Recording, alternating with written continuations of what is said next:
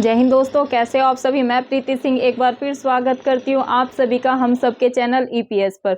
दोस्तों आज मैं कराऊंगी आपको जीएस सेकंड में टॉपिक महान्यायवादी। इससे पहले दोस्तों मैं 24 लेक्चर ऑलरेडी जीएस सेकंड जो कि है अपने भारतीय राज्य व्यवस्था उसके अपने चैनल ईपीएस बाय प्रीति सिंह पर डाल चुकी हूँ। जो मेरे दोस्त नए जुड़े हैं तो अगर वो सोच रहे होंगे कि मैम ने तो महान्यायवादी से डायरेक्ट स्टार्ट किया, तो ऐसा नहीं है स्टूडेंट्स। पहले मैं 24 लेक्चर ऑलरेडी डाल चुकी हूँ, तो वो आप देख सकते हैं क्या क्या करवाया है। थोड़ा सा ब्रीफ इंट्रोडक्शन दूंगी। जीएस सेकंड का दोस्तों हम सिलेबस के अकॉर्डिंग काम कर रहे हैं। अगर आप यूपीएससी और स्टेट लेवल की पीसीएस कर रहे हैं तो मैंने पहले भी बताया, पहले आप सिलेबस को निकलवा लें और फिर उसको अच्छे से 2 दिन रीड करें, उसको माइंड में बैठा लें कि जीएस फर्स्ट में क्या है, जीएस सेकंड में क्या है, जीएस थर्ड में क्या है, जीएस फोर्थ में क्या है। तो अगर आप सिलेबस को अच्छे से समझ लेंगे तो आपको जो मैं क्लासेस करवा रही हूँ जीएस सेकंड की वो आप अच्छे से कनेक्ट कर पाएंगे। दोस्तों जीएस सेकंड में मैंने अपने 24 लेक्चर करा दिए हैं कंप्लीट। उसमें मैंने दोस्तों अपने जो जीएस सेकंड का स्टार्टिंग ही है ना, भारतीय संविधान का जो ऐतिहासिक आधार है, मैंने वहाँ से क्लासेस शुरू करी थी। भारतीय संविधान का हिस्टोरिकल बैकग्राउंड मतलब कि ऐतिहासिक आधार, वहाँ पर अपना जो रेगुलेटिंग एक्ट है 1773 मतलब कि 1773 से लेके पूरे रेगुलेटिंग एक्ट कराए हैं। और भारतीय संविधान सभा, भारतीय संविधान का निर्माण कैसे हुआ, भारतीय संविधान की प्रस्तावना, मौलिक अधिकार, मौलिक कर्तव्य और अपना जो ये भारतीय संविधान की विशेषताएं होती हैं ये, और बाकी क्या बाकी भी फिर मैंने संगीत स्टार्ट कराया। मतलब काफ़ी टॉपिक करा दिए हैं कवर, तो आप जाके मेरे चैनल पर देख सकते हैं, क्योंकि अगर मैं पूरा बताने बैठ जाऊंगी तो दोस्तों काफ़ी टाइम निकल जाएगा और जो बच्चे मेरे साथ पुराने जुड़े हैं तो उनका टाइम थोड़ा ज़ाया हो जाएगा। तो दोस्तों आज अपनी क्लास स्टार्ट करते हैं। मैंने क्या क्या करवाया है वो एक बार बता दूंगी आपको। मतलब जो संघ स्टार्ट करा रखा है उसमें हम क्या क्या पढ़ चुके हैं। आज दोस्तों जो अपना ये है ना संघ की कार्यपालिका, इसका सिर्फ एक टॉपिक बचा है महान्यायवादी। आज हम इसको कवर करेंगे अच्छे से, क्योंकि आपको पता है प्रीति मैम के पढ़ाने का तरीका क्या है। दोस्तों पहले हम किसी भी अपना जो टॉपिक होता है उसकी थ्योरी को करते हैं। जैसे हमने राष्ट्रपति किया था तो राष्ट्रपति में मैंने एक क्लास में आपको पूरी थ्योरी कराई थी। फिर सेकंड क्लास में दोस्तों हम ऑब्जेक्टिव लगाते हैं, क्योंकि दोस्तों जब हम थ्योरी को अच्छे से समझ लेते हैं तो हमारे लिए ऑब्जेक्टिव लगाने बहुत आसान हो जाते हैं, क्योंकि दोस्तों आप सभी को पता है थ्योरी से ही तो ऑब्जेक्टिव बनते हैं। फिर दोस्तों नेक्स्ट क्लास में मैं क्या करवाती हूँ, जितने भी पीवाईक्यू में मतलब स्टेट लेवल के पीसीएस और यूपीएससी में जितने भी पीवाईक्यू में क्वेश्चंस उस टॉपिक से रिलेटेड पूछे गए हैं वो मैं आपको बोर्ड पे अच्छे से समझा के करवाती हूँ। क्योंकि देखो जो मैंने थ्योरी में करवाया था वहां से क्वेश्चन ऐसे ऐसे बने, तो प्रूफ के सामने साथ आपको दिखाती हूँ। तो दोस्तों आज की अपने महान न्यायवादी की क्लास कंटिन्यू करते हैं एक प्यारे से कोट के साथ कि निंदा से घबराकर कभी भी अपने लक्ष्य को ना छोड़े। सभी स्टूडेंट से मेरी रिक्वेस्ट है दोस्तों, कभी भी आपको निंदा से घबराकर अपने लक्ष्य को नहीं छोड़ना है। पूरा कोट अच्छे से सुनिएगा और इसको अपने ज़हन में बैठा लेना सभी, कि निंदा से घबराकर कभी भी अपने लक्ष्य को ना छोड़े। क्योंकि जब लक्ष्य को आप अचीव कर लेते हैं, जब लक्ष्य को आप हासिल कर लेते हैं तो निंदा करने वालों की दोस्तों राय भी बदल जाती है। तो दोस्तों बस आप सभी से यही विनम्र निवेदन है कि आपको कभी भी निंदा से घबराकर, जो ये क्रिटिसिज्म होता है, लोग कहते हैं कि ये नहीं कर सकता, ये नहीं कर सकता, इसके बस की नहीं है यूपीएससी, या इसके बस की नहीं है एसडीएम डीएम बनना, आईपीएस बनना, या कोई भी फील्ड जो आप एक गवर्नमेंट जॉब करना चाहते हैं, कि ये नहीं कर पाएगा, खामखा गवर्नमेंट जॉब के चक्कर में लग रही है। तो दोस्तों अगर वो आपसे आपकी निंदा करते हैं तो उससे घबराकर आपको अपने लक्ष्य को नहीं छोड़ना चाहिए। और दोस्तों मैं तो ये कहती हूँ कि उनसे आपको प्रेरणा लेनी चाहिए, कि उनको आपको ये बना लेना चाहिए कि ये हमारे बारे में ऐसी निंदा कर रहे हैं, इनको है कि हम नहीं कर सकते। तो दोस्तों आपको और कड़ी मेहनत करनी चाहिए अपने लक्ष्य के प्रति। अगर आप कड़ी मेहनत करेंगे, अपनी पढ़ाई के प्रति ईमानदार रहेंगे, तो दोस्तों जब आप वो सक्सेस को अचीव कर लेंगे तो लोगों की दोस्तों राय भी चेंज हो जाएगी। वही लोग कल जो आपको क्रिटिसाइज कर रहे थे, कह रहे थे कि ये नहीं कर पाएगा, ये नहीं कर पाएगी, खाम का अपना समय लगा रहे हैं, पता नहीं पढ़ाई कर भी रहे हैं, क्या चल रहा है, अब तक 2 साल हो गए गवर्नमेंट जॉब नहीं निकली, तो ऐसे करके आपको काफ़ी निंदा का सामना करना पड़ता है। तो जब आप अपनी सक्सेस को दोस्तों अचीव करते हैं तो यही लोगों की राय बदल जाएगी और यही लोग कहेंगे कि हमें तो यकीन था ये कर लेगी, ये कर लेगा। तो ऐसा बहुत से मेरे फ्रेंड्स के साथ हुआ होगा और ये होगा। अगर आप कड़ी मेहनत से अपनी तैयारी को करते हैं तो ये अपनी जो आपको लोग निंदा करते हैं उनकी राय को आप खुद बदलेंगे। आप क्या दोस्तों, आपकी सक्सेस उनकी राय को बदल देगी। तो दोस्तों ये तो हुई मोटिवेशन की बात। दोस्तों इसी मोटिवेशन बातों के साथ कंटिन्यू करते हैं आज की अपनी क्लास।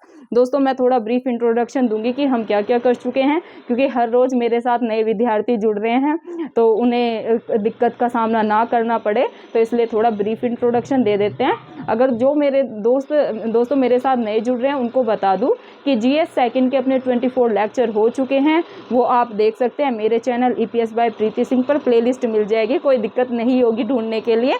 और बाकी दोस्तों मैं रोज़ कंटिन्यू अपने करंट अफेयर की लेक्चर डाल रही हूँ, उसके भी दोस्तों 26 लेक्चर ऑलरेडी कवर करा चुकी हूँ। आज 27 नंबर का लेक्चर भी चैनल पर डल चुका है, तो आप वो भी जाकर देख सकते हैं। हर रोज़ दोस्तों मेरे आप जो नए स्टूडेंट जुड़े हैं वो मेरा टेलीग्राम लिंक ज्वाइन कर लेना। क्लास के बाद डिस्क्रिप्शन में मैं अपना टेलीग्राम लिंक डाल दूंगी, तो वो आप ज्वाइन कर लेंगे। तो जो मैं अपने नोट्स बनाती हूँ ना, पहले मैं बोर्ड की फ़ोटो डालती थी तो काफ़ी बच्चों को दिक्कत होती थी, लेकिन अभी मैं जो अपने हैंड रिटन नोट्स होते हैं जो मैं हाथों से बनाती हूँ वो मैं अपने टेलीग्राम पे शेयर कर देती हूँ, ताकि आपको दिक्कत ना हो और आप उनके अपने नोट्स को फ़ोन से भी पढ़ सकते हैं।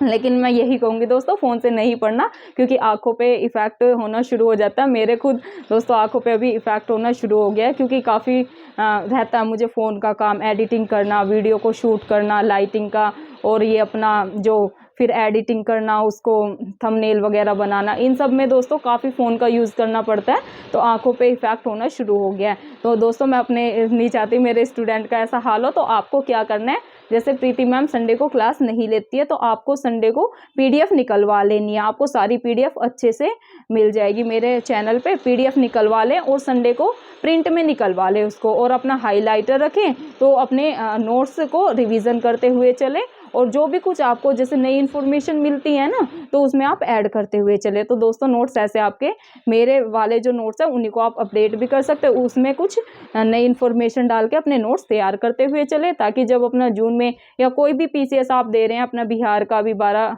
फरवरी को है, तो आपके नोट्स अपने तैयार होते हुए चले और कोई दिक्कत आपको ना हो। तो नोट्स की भी ऐसे दिक्कत उठाने की ज़रूरत नहीं है, टेलीग्राम ज्वाइन कर लेना, वहाँ पर मिल जाएंगे। तो दोस्तों आज मैं आपको बता रही हूँ कि मैंने भाग 5 स्टार्ट करवा रखा है दोस्तों। ये अपना 52 से लेके, अगर आपसे पूछे कि जो संघ है, संघ का वर्णन कौन से भाग में है, तो दोस्तों डायरेक्ट यहाँ से भी क्वेश्चन बनता है। तो संघ का वर्णन आए तो भाग 5 आपको ध्यान में रखना है।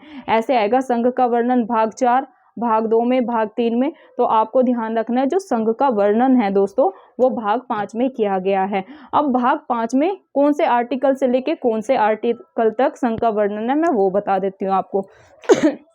दोस्तों आर्टिकल 52 से लेके 151, आर्टिकल 52 से लेके आर्टिकल 151 तक संघ का वर्णन दिया गया। अब संघ में हमें क्या क्या पढ़ना है वो मैं दोस्तों आपको पिछली क्लास में बता चुकी हूँ अपने, आज थोड़ा सा बता देती हूँ और फिर अपनी क्लास महान न्यायवादी स्टार्ट करते हैं। दोस्तों संघ में संघ की कार्यपालिका का निर्माण कैसे हुआ और निर्माण किन किन से मिलकर हुआ। जैसे संघ की कार्यपालिका है, इसका दोस्तों निर्माण राष्ट्रपति, उपराष्ट्रपति, PM एवं मंत्री परिषद और महान न्यायवादी से मिलकर हुआ है। अब दोस्तों इसमें हम क्या क्या कवर कर चुके हैं वो मैं बता देती हूँ। दोस्तों राष्ट्रपति को दोस्तों हम 3 क्लास में राष्ट्रपति को कवर करवाया था।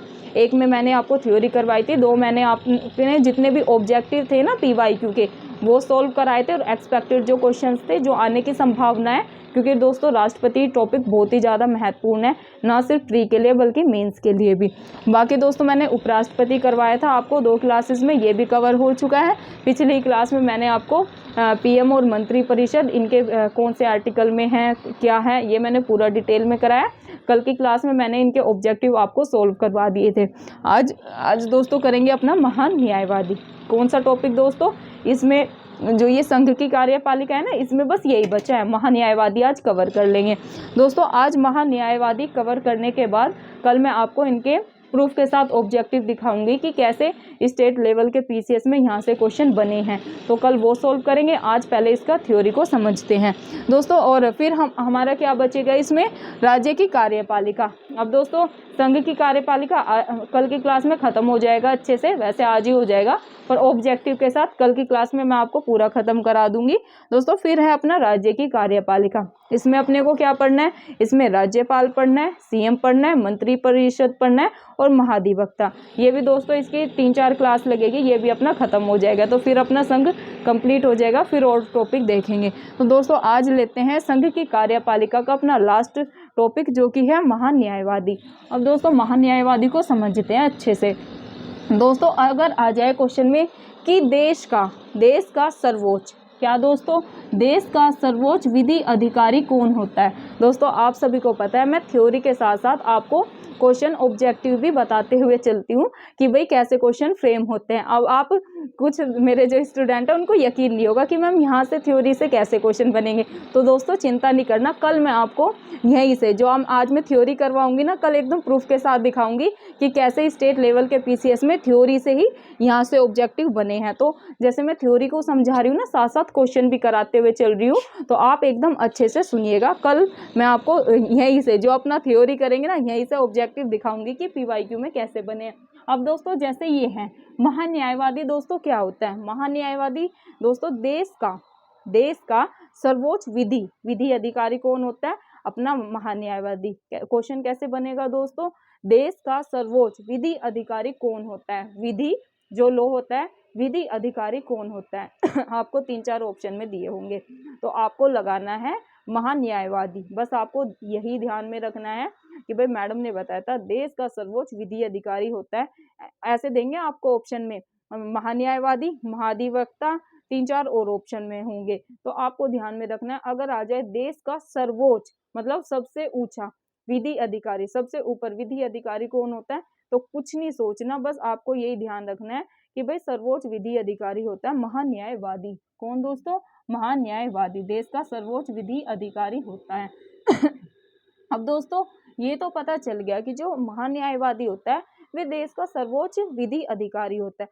अब दोस्तों इसकी नियुक्ति करता कौन है, एक तो क्वेश्चन डायरेक्ट ऐसे ही बनेगा कि महान्यायवादी की नियुक्ति कौन करता है, तो दोस्तों ये पीवाईक्यू में पूछा जा चुका है क्वेश्चन, तो आपको लगाना है अगर आ जाए नियुक्ति से कि महान्यायवादी की नियुक्ति कौन करता है, तो दोस्तों आपको ध्यान में रखना है राष्ट्रपति। कौन करता है दोस्तों, राष्ट्रपति।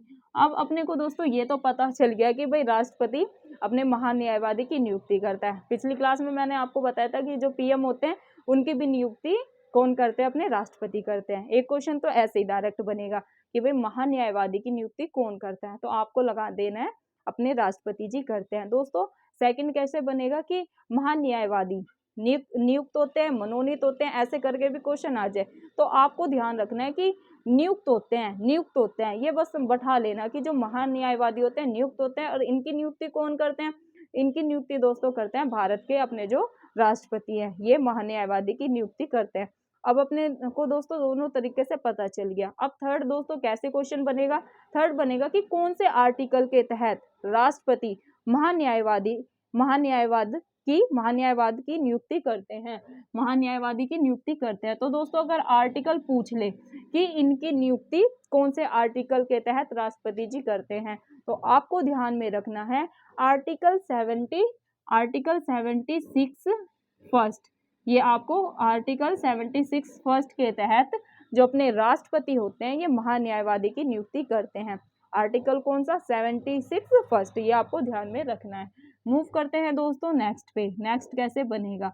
अब दोस्तों जो महान्यायवादी होते हैं दोस्तों ये राष्ट्रपति के प्रसाद पर्यंत पद धारण करते हैं। अब ऐसे क्वेश्चन फ्रेम होगा कि जो महान्यायवादी होते हैं वो राष्ट्रपति के प्रसाद पर्यंत पद को धारण करते हैं। पहले तो आपको यही पता होना चाहिए कि जो अपने महान्यायवादी है ये राष्ट्रपति जी के प्रसाद पर्यंत क्या करते हैं, पद को धारण करते हैं। अब ये किस आर्टिकल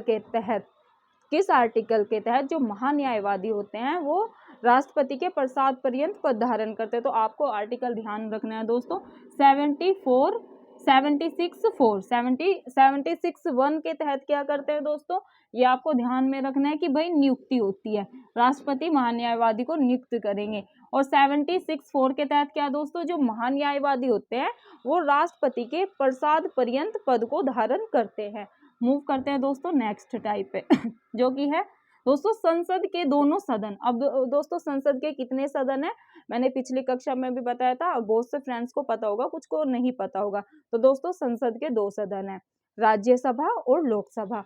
अब क्वेश्चन क्या है, संसद के दोनों सदनों मतलब कि यहाँ पर कर देते हैं लोकसभा और राज्यसभा, लोकसभा और राज्यसभा में शामिल होने का अधिकार है इन्हें। तो दोस्तों जो अपने महान्यायवादी होते हैं ये संसद के दोनों सदनों में शामिल होने का इनको राइट है। अगर ऐसा आ जाए कि क्या महान्यायवादी को संसद के दोनों सदनों में शामिल होने का अधिकार है, तो यस आपको लगाना है जी हाँ, जो अपने महान्यायवादी होते हैं ये संसद के दोनों सदन मतलब कि लोकसभा और राज्यसभा में शामिल हो सकते हैं। लेकिन आगे भी कंडीशंस है, बट सदनों के कार्यवाही में मतदान वोट करने का अधिकार नहीं है। अगर आ जाए कि भाई जो महान्यायवादी है संसद के दोनों सदनों में शामिल हो सकते हैं, तो आपको लगाना है कि हाँ हो सकते हैं। लेकिन अगर आ जाए कि जो संसद के दोनों सदन है मतलब लोकसभा और राज्यसभा है, इनमें क्या इनको मतदान करने का अधिकार है, तो दोस्तों नहीं। अगर मतदान से आपको आए ना तो महान्यायवादी को वोट करने का राइट नहीं है। तो ये आपको एकदम अच्छे से माइंड में बैठा लेना है, वोट करने का राइट क्या है दोस्तों, नहीं है। मूव करते हैं दोस्तों नेक्स्ट टाइप पे जो कि है संसद के सदस्य की तरह सभी भत्ते और विशेष अधिकार मिलते हैं। दोस्तों जो महान्यायवादी होते हैं इनको संसद के सदस्यों की तरह ही, जैसे संसद के और सदस्य होते हैं तो महान्यायवादी को भी संसद के और सदस्यों की तरह अपने भत्ते मतलब कि जो वेतन होता है वो और जो विशेष अधिकार होते हैं वो मिलते हैं। ये आपको ध्यान में रखना है। नेक्स्ट क्या है दोस्तों, भारत सरकार को कानूनी विषयों पर परामर्श कौन देता है। अगर आ जाए कि भारत सरकार को कानूनी मामलों में परामर्श कौन देता है, महान्यायवादी आ जाए, महाधिवक्ता आ जाए, कैग आ जाए, चुनाव आयोग आ जाए, ऐसे करके आपको 3-4 ऑप्शन में देंगे दोस्तों। तो आपको ध्यान में रखना है जो भारत सरकार है, क्या दोस्तों भारत सरकार है, इसको कानूनी विषयों पर परामर्श कौन देता है, तो आपको राइट लगाना है महान्यायवादी। कौन देता है दोस्तों परामर्श, तो आपको लगाना है महान्यायवादी। नेक्स्ट क्वेश्चन, नेक्स्ट तरीके से कैसे बनेगा दोस्तों क्वेश्चन, भारत सरकार के मुख्य विधि परामर्शदाता हैं। अगर ऐसे आ जाए, क्योंकि दोस्तों देखो एग्जाम में मैं आपको हर क्लास में यही बताती हूँ कि जो एग्जामिनर होता है वो क्वेश्चन को घुमा देता है। अब जैसे हम ऐसे अभी क्वेश्चन आ जाए ऐसे, भारत सरकार को कानूनी विषयों पर परामर्श कौन देता है, तो हम तुरंत लगा देंगे महान्यायवादी। लेकिन ये उसी तरीके का है, लेकिन इन्होंने क्या मतलब कैसे क्वेश्चन चेंज करके पूछ सकता है एग्जामिनर, वो बता रही हूँ। ऐसे पूछ लेंगे भारत सरकार के मुख्य विधि परामर्शदाता कौन है, तो दोस्तों अगर यह है ना मुख्य विधि परामर्शदाता या भारत सरकार के परामर्श कानूनी जो मामले होते हैं उनमें परामर्श कौन देता है, या भारत का सर्वोच्च विधि अधिकारी जैसे कि हमने पहले ही पढ़ा, तो दोस्तों इन तीनों में से कुछ भी आ जाए ना तो आपको तो लगाना है महान्यायवादी। सिर्फ दोस्तों आपको जो एग्जामिनर की जो क्वेश्चन की लैंग्वेज है ना, जो प्रश्न का तरीका है उसको पकड़ना है। अगर आप वो तरीका पकड़ना सीख गए ना दोस्तों तो गुंजाइश ही नहीं है आप एग्जाम में गलत करके आए। तो वो तरीके दोस्तों मैं हर क्लास में आपको साथ साथ समझाते हुए चल रही हूँ, इसलिए दोस्तों बोल रही हूँ कि हमेशा आपको क्या करना है, मेरी क्लास में पेन और पेपर लेकर बैठे। क्योंकि दोस्तों जैसे मैं तरीका बताती हूँ ना कि भाई ऐसे क्वेश्चन पूछते हैं, ऐसे क्वेश्चन पूछा जा सकता है, तो जब दोस्तों मैं बोलती हूँ मेरी वीडियो को पुश करके आपको क्या करना है, आप तरीके लिख लिया करो कि मैडम बता रही थी भाई ऐसे भी पूछा जा सकता है, ऐसे भी और इसका आंसर यही है। तो दोस्तों ऐसे आपके नोट्स अच्छे से तैयार होते हुए चलेंगे। और जो मैं बोलती हूँ ना कि 20-25 पेज में आपकी पॉलिटी सिमट के रह जाएगी, और आप जब अपना जून में या जब भी आप कोई सी भी स्टेट लेवल का PCS दे रहे हैं तो आप उनको रिवाइज करेंगे तो उससे बाहर नहीं जाएगा। तो दोस्तों अगर आप अच्छे से नोट्स बनाएंगे ना तो वो आपको एग्जाम में देखने को मिलेगा। कि जो प्रीति मैम ने पॉलिटी जीएस सेकंड कराए थे उससे बाहर कुछ भी पीटी में नहीं गया। तो आपको दोस्तों साथ साथ नोट्स बनाते हुए चलना है। इसलिए बोलती हूँ कि अपने जो तरीके होते हैं ना दोस्तों, अब 3 तरीके से मैंने क्वेश्चन को बताया, अब 3 तरीके से मैंने थ्योरी को समझा रही हूँ मैं, लेकिन मैं क्वेश्चन बताते हुए चल रही हूँ। तो आप क्वेश्चन को नोट करते हुए चलना है आपको, ताकि आपको एग्जाम में दिक्कत ना हो, क्योंकि घूम जाएगा वहां पर दिमाग। आपको पता है कि एग्जाम का प्रेशर इतना होता है कि हम सोचेंगे यार मैडम ने तो ऐसे करवाया था, ये क्या पूछ लिया, इसमें तो ऐसे पूछा है, तो कंफ्यूजन क्रिएट होगा। फिर क्या होगा, हम गलत करके आ जाएंगे और 1/3 में आपको पता ही है कि अपना कल्याण हो जाना है। तो दोस्तों मूव करते हैं नेक्स्ट टाइप है, जो कि है संसद के किसी एक सदन की कार्यवाही में भाग ले सकता है। जो दोस्तों मैंने बताया कि कार्यवाही में भाग ले सकता है जो महान्यायवादी होते हैं संसद की एक सदन में। मतलब क्या है क्वेश्चन, आप देखो अच्छे से कैसे बन सकता है।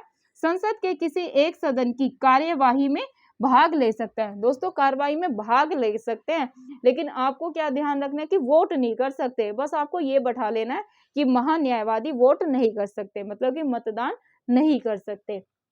मूव करते हैं दोस्तों नेक्स्ट टाइप है, जो कि है संसद को संबोधित करने का अधिकार प्राप्त है। तो दोस्तों जो महान्यायवादी होते हैं इनको संसद को संबोधित करने का राइट प्राप्त है। अगर क्वेश्चन ऐसे आ जाए कि किसे संसद को संबोधित करने का अधिकार प्राप्त है, और आ जाए महान्यायवादी को, महाधिवक्ता को, और ये आ जाए चुनाव आयोग को, कैग को, मतलब ऐसे 3-4 ऑप्शन दे दें आपको, कैसे भी तरीके से एग्जामिनर बना सकता है। तो आपको तो यही ध्यान में रखना है कि भाई मैडम ने बताया था कि संसद को संबोधित करने का अधिकार प्राप्त है अपने महान्यायवादी को। ये आपको दोस्तों एकदम माइंड में बैठा लेना है।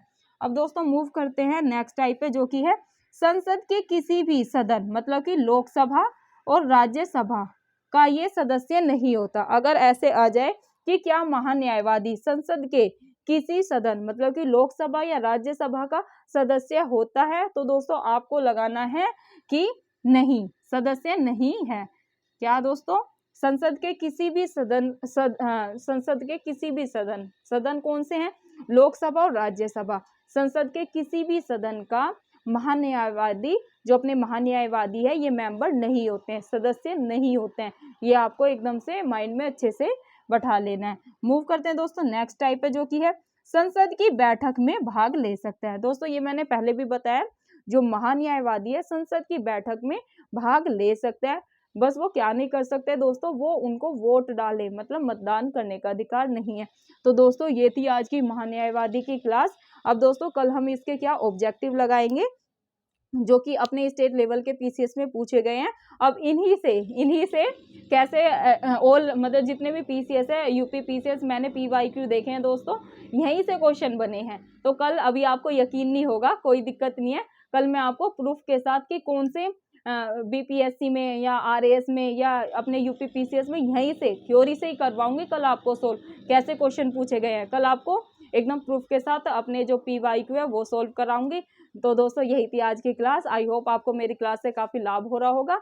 लास्ट में दोस्तों एक ही रिक्वेस्ट है, एक तो आपको वीडियो को लास्ट तक देखना है और अपने साथ साथ नोट्स बनाते हुए चलना है। नोट्स की वैसे तो आपको दिक्कत नहीं हो रही होगी, जो मेरे सेल्फ नोट्स हैं वो मैं अपने पीडीएफ में कन्वर्ट करके आपको टेलीग्राम पे शाम तक डाल दूंगी। कल की क्लास के नहीं डाल पाई थी, थोड़ा बिजी थी, लेकिन आज मैं अभी देखती हूँ, अगर 3-4 बजे तक मतलब आपको नोट्स मिल जाएंगे तो कल की क्लास के भी, आज की क्लास के भी नोट्स डाल दूंगी। टेलीग्राम को ज्वाइन कर लेना, जो मेरे दोस्त नए जुड़े हैं, तो वहाँ पर आपको सारी पीडीएफ मिल जाएगी।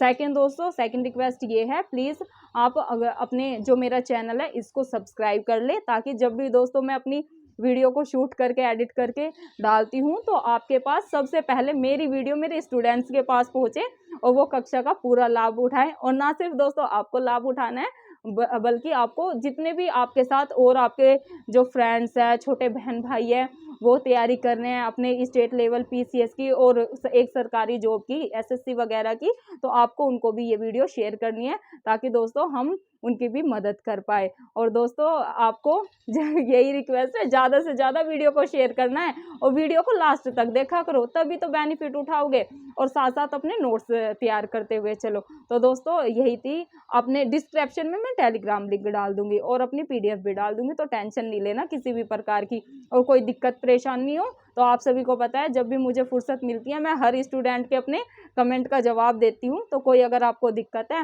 कोई प्रॉब्लम है, कोई भी दिक्कत हो आपको लाइफ से रिलेटेड, या फैमिली में कोई इश्यू हो, या फिर बच्चे जिस भी प्रकार की कंडीशन से गुजरते हैं, तो आप कमेंट बॉक्स में करना। पढ़ाई से रिलेटेड कोई दिक्कत हो तो कमेंट में आप मैसेज कर सकते हैं। जब भी मुझे दिखेगा और जब भी मैं मतलब मेरी नज़र में वो कमेंट आएगा, मैं जवाब ज़रूर दूंगी दोस्तों। तो जय हिंद, जय भारत। मिलते हैं आपको कल की क्लास में। अच्छे से पढ़ाई करते रहे, रिवीजन करते रहें।